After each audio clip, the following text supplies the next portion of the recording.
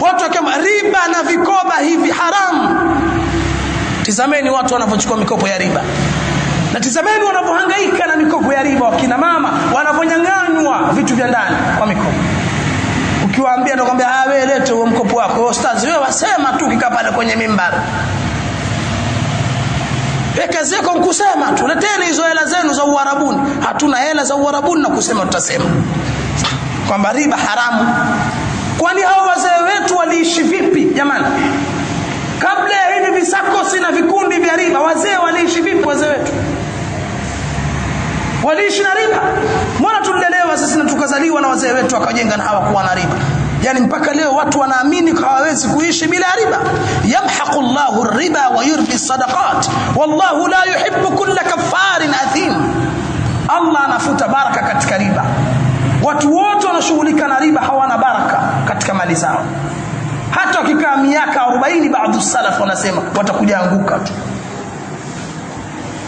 Kwa nini riba iwe ni jambo la kawaida hali ya kuwa ni jambo Allah amesema ambaye hatokoma fa'adhanu biharbi min Allah wa rasuli?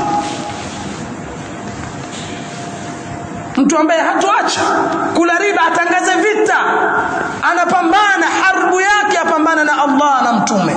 Waislamu wanajiingiza katika vita baina yao na Allah. Tutafika wapi? Ukienda chukua riba ujue umetangaza vita eti wapigana na Allah na mtume.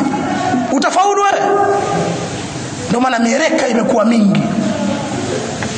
Mtu akopa 50,000 kama hivi ya Kenya man, alafu atilia harusi, anza marejesho,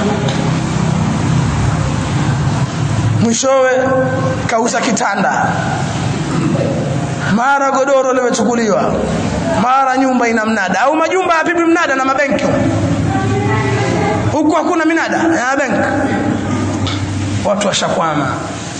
Umetangaza harbu na Allah na mtume Muhammad sallallahu alaihi wasallam.